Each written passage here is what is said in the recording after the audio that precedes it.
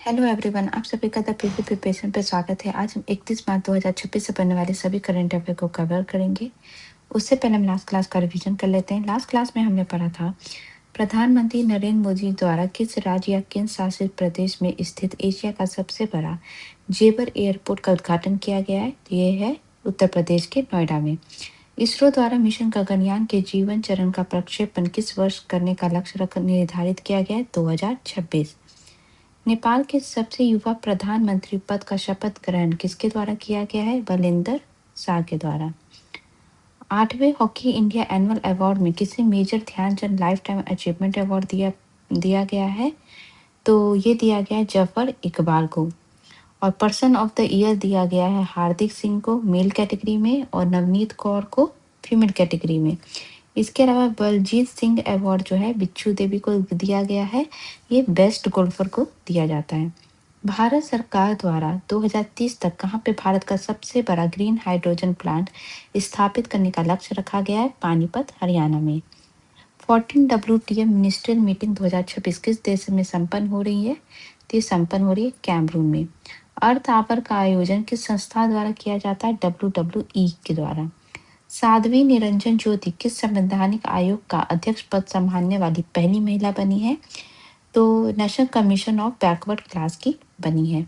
ये थे last class के रिवीजन। अब शुरू करते हैं आज की क्लास को। पहला क्वेश्चन है CMS COP15 बैठक किस देश में आयोजित की गई है? ये आयोजित की गई है ब्राजील के पेंटालन शहर में। ठीक है। CMS का फुल फॉर्म है कन्वेंशन ऑन माइग्रेटरी स्पीसीज। ठीक है। तो ये वन जीवों की प्रवासी प्रजातियां उनके संरक्षण पे जो है 15 सम्मेलन COP15 जो है ये अभी जो है ब्राजील में हुआ है। और इसी में जो है प्रवासी मीठे पानी की मछलियों का वैश्विक आंकलन global assessment of migratory fresh water fishes की रिपोर्ट जारी की गई है। और इस रिपोर्ट में दुनिया भर की नदियों में रहने वाली इन प्रजातियों की बिगड़ती स्थिति पर गहरा संकट जो है ये पड़ रहा है, इसको इस रिपोर्ट में बताया गया है। CMS की बात करें तो ये प्रवासी प्रजातियां उसके संरक्षण के लिए सम्मेलन किया जाता है और ये ब्राजील के कैंपो गांडे में आयोजित किया जा रहा है।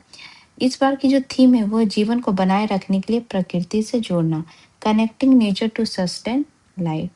इसका मुख्य उद्देश्य ये है कि दुनिया भर की सरकारें, वैज्ञानिक, संरक्षण संगठन मिलकर प्रवासी पक्षियों के और उनके आवास पे बढ़ते दबाव से निपटने के लिए रणनीतिक पहल अपनाएं। CMS की बात करें तो ये बॉन कन्वेंशन के नाम से पहले जाना जाता था, जो यूनाइटेड नेशन एनवायरनमेंट प्रोग्राम है उसके अंतर्गत ये एक अंतर सरकारी संधि है। ठीक है। और इसका मुख्य काम यही है कि प्रवासी पक्षियों को संरक्षण प्रदान करना।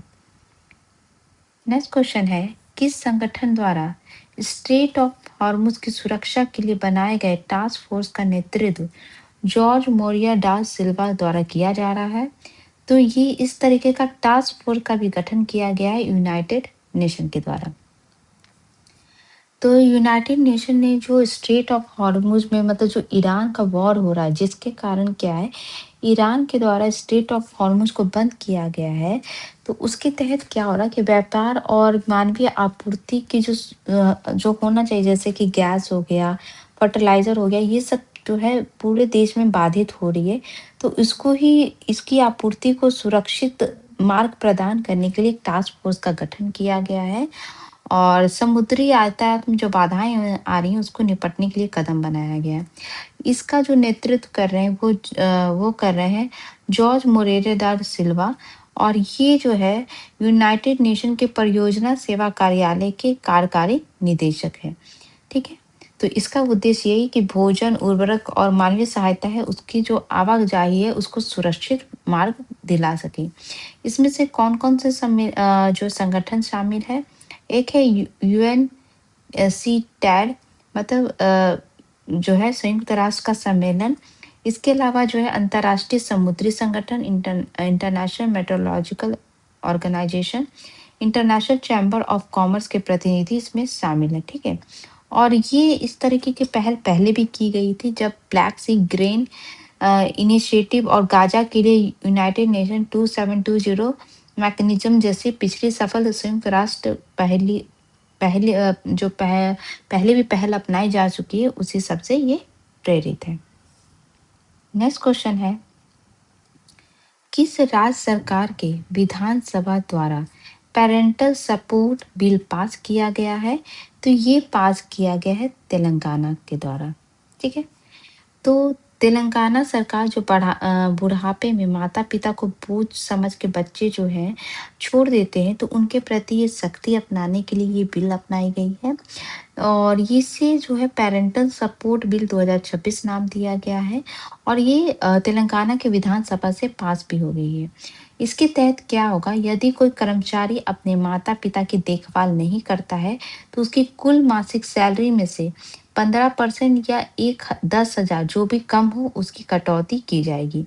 और देश में पहली बार ऐसा कानून बना है जिसमें सरकारी जो कर्मचारी वो तो इंक्लूड है ही, प्राइवेट सेक्टर के कर्मचारी, विधायक, सांसद और सरपंच इन सब को शामिल किया गया है। ठीक है, ऐसा कानून जो है पहले केरल और असम में भी लागू किया गया है, जो असम में 2017 में लागू किया गया था। ये पहला राज्य था जिसने प्रणाम एक्ट लागू किया था और सरकारी कर्मचारियों के वेतन से 10 से 15% कटौती का नियम है।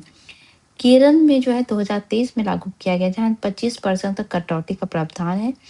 मुख्य रूप से उन लोगों पे लागू होता है जिन्हें अनुकंपा नियुक्ति मिली है। इसके अलावा जो है ओल्ड एज पर्सन के लिए केरल के द्वारा भी इस तरीके का एक प्रावधान लाया गया था कि ओल्ड एज पर्सन जो है उनके लिए जो है सीनियर सिटीजन कमीशन जो है ये बनाने का भी जो है ऐलान किया गया था और इनका जो बजट था केरल का, वो सीनियर सिटीजन को समर्पित बजट जो है पहली बार इसने पेश किया था। तेलंगाना से रिलेटेड फैक्ट देखें तो तेलंगाना राज्य सरकार के द्वारा 2047 तक राज्य का योगदान नेशनल जीडीपी का 10% होने का रखा गया है। तेलंगाना में एक सड़क का नाम रतन टाटा और डोनाल्ड ट्रंप के नाम पे रखा गया था। और एशिया का सबसे बड़ा आदिवासी महाकुंभ समक्का सड़क का, जिसको मेदाराम जातारा भी कहते हैं, उसका भी आयोजन यहीं होता है। दुनिया का पहला एयरपोर्ट बेगमपट एयरपोर्ट बना, जहां रनवे के नीचे यातायात सुरंग का निर्माण कराया जाएगा। इसके अलावा जो बेगम एयरपोर्ट है, यहीं पे जो है विंग्स इंडिया 2025 का आयोजन किया गया था, जहां पे इंदिरा गांधी इंटरनेशनल एयरपोर्ट को best airport of the India declare किया गया था। इसके अलावा हाल में ही एनडीएफईबी रेयर अर्थ मैग्नेट प्लांट जो है हैदराबाद में शुरू किया गया है। नेक्स्ट क्वेश्चन है, एम्स से पढ़ी निशा मेहता को नेपाल में किस विभाग का मंत्री नियुक्त किया गया है? तो ये अभी नियुक्त हुई है हेल्थ मिनिस्ट्री में, जो है इनको हेल्थ मिनिस्टर बनाया गया है। ठीक है, तो ये नेपाल की नई स्वास्थ्य और जनसंख्या मंत्री हैं और इनकी ये नियुक्ति अभी जो नेपाल के सबसे युवा प्रधानमंत्री बने हैं बालेंद्र शाह या बालेन शाह, उनके नेतृत्व वाली नई सरकार में इन्होंने ये पदभार ग्रहण किया है। और अगर इनकी बात करें निशा मेहता की, तो ये एम्स जो है, एम्स दिल्ली के बीएससी नर्सिंग की पढ़ाई की हैं, बीएससी नर्सिंग की पढ़ाई की हैं और ये अभी मिनिस्टर बनी है। ठीक है, तो अभी जो कुछ सरकारें बनी उसमें कुछ मंत्रियों की सूची है। बालेंद्र शाह, जिनको बालेन भी कहा जाता है, ये नेपाल के 40वें जो है 14th नंबर के ये जो है पीएम है और इतिहास के सबसे युवा प्रधानमंत्री, क्योंकि इनकी उम्र अभी मात्र 35 वर्ष है। निशा मेहता जो है ये स्वास्थ्य, जनसंख्या और जल आपूर्ति मंत्री बनी है और ये दिल्ली एम्स की पूर्व छात्रा है। स्वर्णिम बागले जो है वित्त मंत्री बने हैं और ओम प्रकाश गृह मंत्री बने हैं और इसके अलावा रामेश्वर खन्ना वित्त विभाग के जो है इनको जिम्मेदारी सौंपी गई है। ठीक है, नेक्स्ट क्वेश्चन है, मियामी ओपन 2026 किसके द्वारा जीता गया है? तो अगर फीमेल कैटेगरी में बात करें तो फीमेल कैटेगरी में अरियाना सेवालेंका के द्वारा और मेल कैटेगरी में जैनिक सिनर के द्वारा जीता गया है। तो बोथ ए एंड बी सही है। ठीक है, और इस ये जो है मेन सिंगल जो है जैनिक सिनर के द्वारा जीता गया है, किसको हरा के? जिरी लेहेका को हरा के। अरियाना सेवालेंका ने वुमेन सिंगल का खिताब जीता है, किसको हरा के? कोको गॉफ को। ठीक है, और इसके अलावा जो जैनिक सिनर है और अरियाना सेवालेंका, इन्होंने जो है सनसाइड डबल जो बनाने वाले हिस्ट्री में शामिल हो गए। सनशाइन डबल क्या होता है कि सनशाइन डबल उनको कहा जाता है जिन्होंने एक ही सीज़न में मतलब सेम सीज़न में इंडियन वेल्स और मियामी ओपन दोनों टाइटल एक साथ जीता है। तो अभी हाल ही में जो है इंडियन वेल्स ओपन 2026 हुआ था, जिसमें जो है जीता था मेंस सिंगल में जैनिक सिनर ने और फीमेल में अरियाना सेवानिंका ने। तो ये बने हैं सनशाइन डबल जिन्होंने एक ही सीजन में ये दोनों खिताब जीते हैं। इसके अलावा अंतर्राष्ट्रीय घुड़सवारी महासंघ द्वारा जारी वर्ल्ड ड्रेसेस चैलेंज 2025 में भारत की इनारा मेहता लुथरिया को 6th पोजीशन प्राप्त हुआ है। बैंकॉक में WPC एशिया पिकलबॉल ओपन 2026 में भारत ने कुल जो है 3 पदक जीते हैं, जिसमें 2 गोल्ड है और 1 सिल्वर है। पहली बार भारत द्वारा वर्ल्ड इंडोर एथलेटिक्स चैंपियनशिप 2028 की मेजबानी की जाएगी और ये जो है भारत के भुवनेश्वर में आयोजित किया जाएगा। हाल में आर्मन डुप्लांटिस ने 6.25 मीटर जंप लगाकर जो है चौथी बार विश्व इंडोर चैंपियनशिप जीती है। भारतीय क्रिकेटर रिंकू सिंह को जो है क्षेत्रीय क्रीड़ा अधिकारी नियुक्त किया गया है। ICC player of the month फरवरी माह के लिए रहे हैं अरुंधति रेड्डी और फीमेल में और मेल में रहे साहिबजादा फरहान। इनका अरुंधति रेड्डी जो है इंडियन है, क्रिकेटर है और ये जो है पाकिस्तानी क्रिकेटर है। डेनमार्क में आयोजित होने वाले आगामी थॉमस कप का नेतृत्व जो है लक्ष्य सेन द्वारा किया जाएगा और उबर कप 2026 का जो है पीवी सिंधु करेंगी। कॉमनवेल्थ यूथ गेम्स 2027 जो है माल्टा में संपन्न होगा। नेक्स्ट क्वेश्चन है, हाल में ईरानी जंग के बीच किस देश के द्वारा जो ईरान समर्थित है जो ईरान को समर्थन देते हैं हुती इनका नाम है, हुती विद्रोही गुट द्वारा बाबे मंडल स्ट्रेट को बंद करने की चेतावनी दी गई है। तो ये जो ईरान को समर्थन देते हैं, इनका जो संबंध है यूती का, इनका संबंध है यमन से। तो यमन के हूती के द्वारा जो है अभी अमेरिका और इजराइल को चेतावनी दी गई है कि अगर उन्होंने ईरान पे अगर इसी तरीके से जो हमला करना जारी रखा तो वो बाबे मंडल को भी जो है जो स्ट्रेट है उसको बंद कर देंगे। अब बाबे मंडल की लोकेशन कहाँ है? तो बाबे मंडल की अगर पहले लोकेशन हम देख लेते हैं, ये है बाबे मंडल, ठीक है। ये यमन और यहाँ पे अफ्रीका महाद्वीप का जो है जिबूती जिबूती को जो है ये कनेक्ट करता है, ठीक है, मतलब सेपरेट करता है। और यहाँ पे जो रेड सी है, ठीक है, और गल्फ ऑफ आदेन इनको जो है कनेक्ट करता है, ठीक है। और इसी के रेड सी के थ्रू है यहीं पे जो है स्वेज नहर आता है और स्वेज नहर के थ्रू जो है ये पूरा वर्ल्ड जो यहाँ से जो है अरेबियन सी होते हुए ये मेडिटेरियन सी से कनेक्ट हो जाता है, ठीक है। और स्ट्रेट ऑफ हॉर्मुज तो आपने इतने दिनों से सुन ही रहे होंगे कि ईरान और ओमान को अलग करता है और यहाँ पे जो है पर्सियन गल्फ, पारस की खाड़ी और अरब सागर को ये कनेक्ट करता है, ठीक है।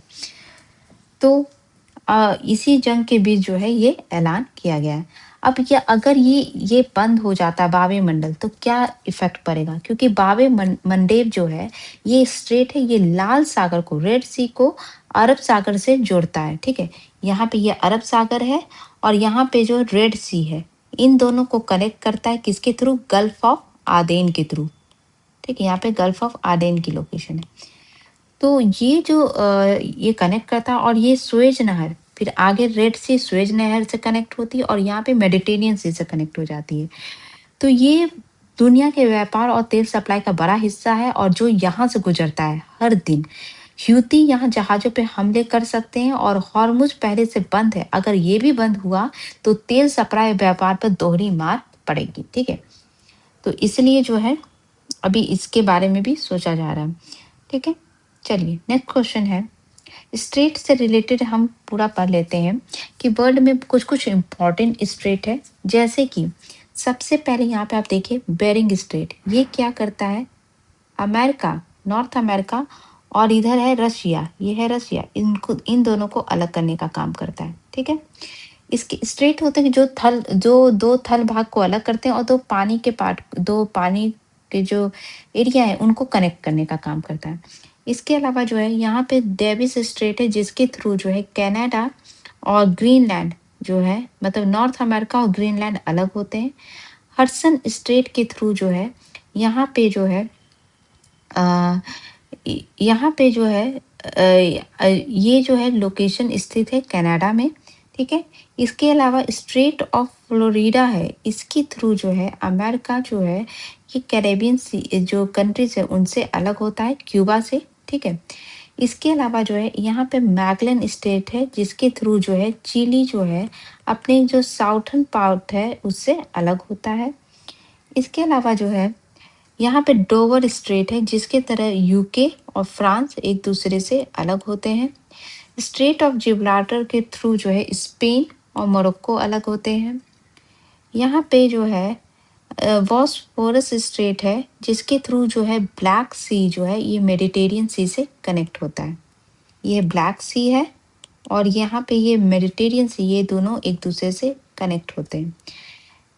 इसके अलावा यहाँ पे बाबे मंडल जिसके थ्रू जो है यमन और जिबूती अलग होते हैं और रेड सी और अरब सागर मिलते हैं।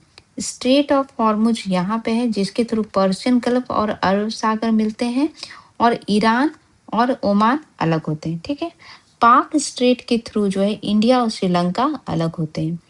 इसके अलावा जो है यहाँ पे आप देखे होंगे कोरिया स्ट्रेट के थ्रू जो है यहाँ पे साउथ कोरिया और ये है जापान, ये दोनों एक दूसरे से अलग होते हैं।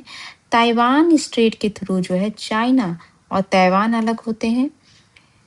यहाँ पे है स्ट्रेट ऑफ मलक्का, ये है ये इंडो स्ट्रेट ऑफ मलक्का के थ्रू जो है इंडोनेशिया और मलेशिया ये दोनों एक दूसरे से अलग होते हैं। सुंडा स्ट्रेट के थ्रू जो है इंडोनेशिया के अंदर स्थित है जिससे जावा और सुमात्रा जो है ये दोनों आइलैंड इंडोनेशिया के अलग होते हैं। लॉम्बोक स्ट्रेट जो है इसके थ्रू जो है इंडोनेशिया के अंदर ही स्थित है। इसके थ्रू जो है बाली जो है रेस्ट इंडोनेशिया से अलग होता है। यहाँ पे आप देख रहे होंगे टॉरस स्ट्रेट, इसके थ्रू ये है पापुआ न्यू गिनी और ये जो है ऑस्ट्रेलिया से अलग होता है। ऑस्ट्रेलिया के अंदर जो है ये है तस्मान, इसका नाम है तस्मान।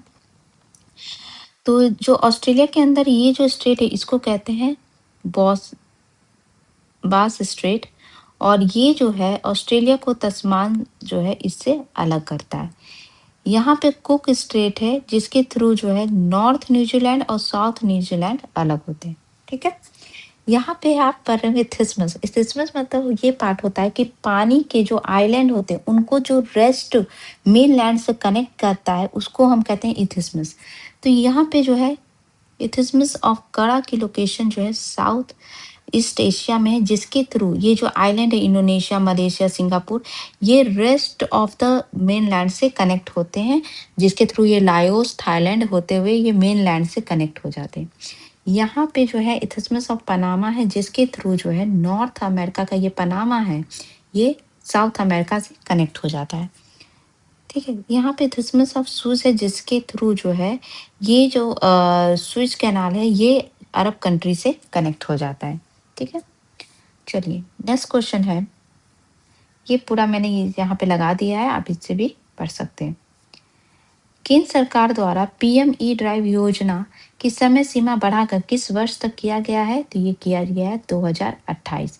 अभी जल जीवन मिशन जो है 2.0 का भी जो है समय सीमा बढ़ाकर जो है 2028 किया गया है। तो पीएम ई ड्राइव स्कीम कहें तो ये 2024 में आई थी, लॉन्च हुई थी और ये बेसिकली क्यों आई है? ये आई है ताकि जो ईवी सेल्स है इलेक्ट्रिक व्हीकल उनके सेल इंक्रीज किया जा सके, एयर पोल्यूशन को रिड्यूस किया जा सके और जो फ्यूल पे डिपेंडेंसी उसको भी कम किया जाए, ठीक है। तो इसके लिए ये अभी जो है ये स्कीम लाई गई थी और इसके अंदर जो है ई टू व्हीलर के लिए जो सब्सिडी जो है 2026 के लिए किया गया था, अब इसी की समय सीमा बढ़ाकर 2028 तक की गई है, ठीक है। नेक्स्ट क्वेश्चन है, स्कीम एंड मिशन से रिलेटेड फैक्ट देखें तो केंद्रीय मंत्री जितेंद्र सिंह द्वारा अंडमान निकोबार द्वीप समूह में भारत की पहली खुली समुद्री मछली पालन परियोजना को शुरू किया गया था। कल्चरल मिनिस्ट्री के द्वारा राष्ट्रीय पहल ज्ञान भारतम शुरू किया गया है। केंद्र सरकार के द्वारा अटल पेंशन योजना की समय सीमा बढ़ाकर ये भी स्कीम की समय सीमा बढ़ाई गई है, कब तक किया गया? 2031 तक। Chief election commission Gyanesh Kumar द्वारा ईसीआई नेट करके एकीकृत डिजिटल प्लेटफॉर्म को लॉन्च किया गया था। ऊर्जा मंत्रालय के द्वारा जो ड्राफ्ट तैयार किया गया राष्ट्रीय बिजली नीति 2026, इसके अनुसार 2030 तक प्रति व्यक्ति बिजली खपत जो है 2000 किलोवाट पर आवर करने का लक्ष्य रखा गया है। केंद्र सरकार के द्वारा सॉलिड वेस्ट मैनेजमेंट रूल्स 2026 जो है 1 अप्रैल 2026 से प्रभावी होगा। नीति आयोग के द्वारा संपूर्णता अभियान 2.0 की शुरुआत की गई है। पंचायती मंत्रालय के द्वारा जो है यूनिसेफ के साथ मिलकर पंचम डिजिटल एआई टूल को लॉन्च किया गया है। वार्षिक जागरूक अभियान सक्षम 2026 जो है ministry of petroleum and gas के द्वारा जो है ये चलाया जाता है। अमित शाह के द्वारा जो है भारत टैक्सी पहल की शुरुआत की गई है और भारत विस्तार पहल की शुरुआत जो है शिवराज सिंह पाटिल के द्वारा की गई है। नेक्स्ट क्वेश्चन है आईआईईडी द्वारा जारी फूड सिक्योरिटी इंडेक्स 2026 में भारत को किस श्रेणी में रखा गया है? तो भारत को हाईली वनरेबल श्रेणी में रखा गया है। ये जो है इसका फुल फॉर्म है आईआईईडी का फुल फॉर्म है international institute for environment and development. इसके द्वारा फूड सिक्योरिटी इंडेक्स 2026 में आइसलैंड ने दुनिया में पहला स्थान हासिल किया है, क्योंकि आइसलैंड ने इस 10 में से जो रैंकिंग मिलती है, मतलब 10 पॉइंट का ये रैंक मार्क्स होता है, जिसमें आइसलैंड को 9.26 का स्कोर दिया गया है और इसी के साथ ये शीर्ष स्थान पे है। इसके बाद डेनमार्क है, सेकंड नंबर पे, थर्ड पे ऑस्ट्रिया है, फोर्थ पे आयरलैंड है और फिफ्थ पे जो है बेल्जियम है। भारत की स्थिति बताएं तो भारत का प्रदर्शन चिंताजनक रहा है। भारत को 5.31 बेसलाइन स्कोर मिला है और जबकि जो एवरेज है पूरे वर्ल्ड का वो 6.74 है, तो उससे काफ़ी नीचे है इंडिया। तो इसलिए जो है इंडिया को वनरेबल कंडीशन में रखा गया है। सबसे निचले पायदान पे देश की बात करें तो सबसे नीचे स्थिति पे है सोमालिया, जो इसका स्कोर है 1.29।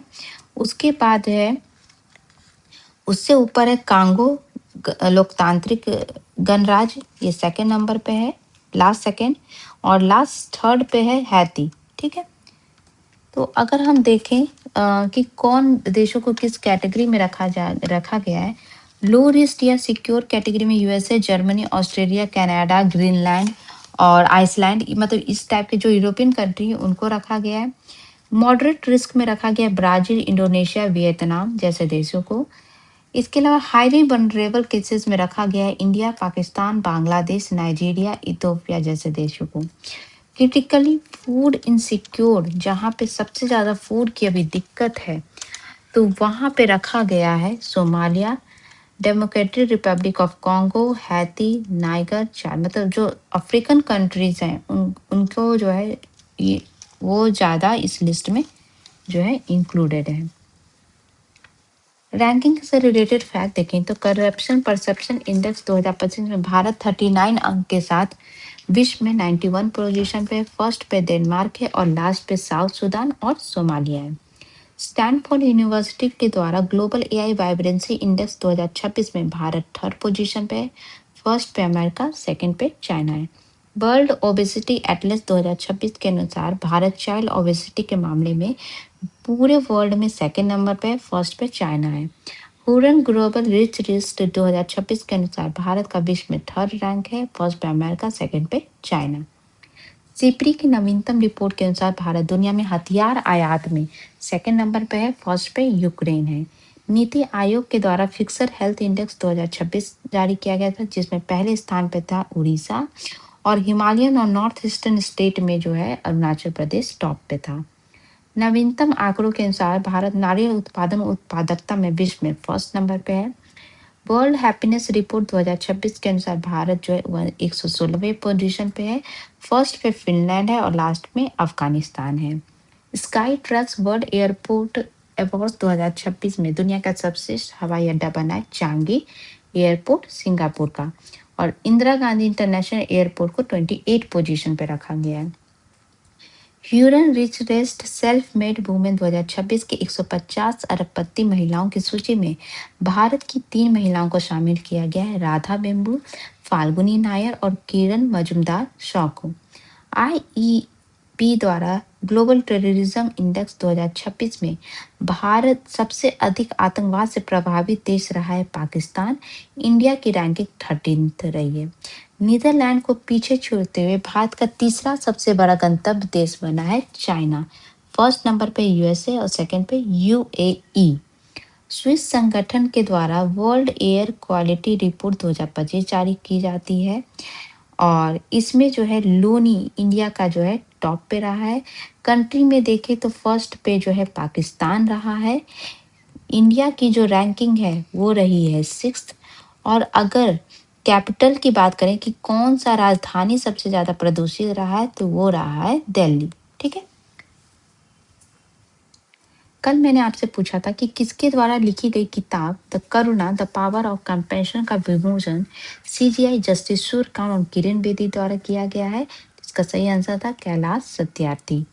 आज का क्वेश्चन है कि हाल में ब्रिटिश सरकार द्वारा किस भारतीय को knight commander of the most excellence order of the British empire प्रदान किया गया है। आपके ऑप्शन है एन चंद्रशेखर, मुकेश अंबानी, नीता अंबानी या अनंत अंबानी। इसका आंसर आप मुझे कमेंट बॉक्स में दे सकते हैं और इसका पीडीएफ आप टेलीग्राम चैनल से ले सकते हैं और पढ़ सकते हैं। तो ये थे आज के important current affair. I hope आपको क्लास अच्छी लगी हो तो प्लीज़ चैनल को लाइक शेयर सब्सक्राइब जरूर करिएगा। Thank you so much.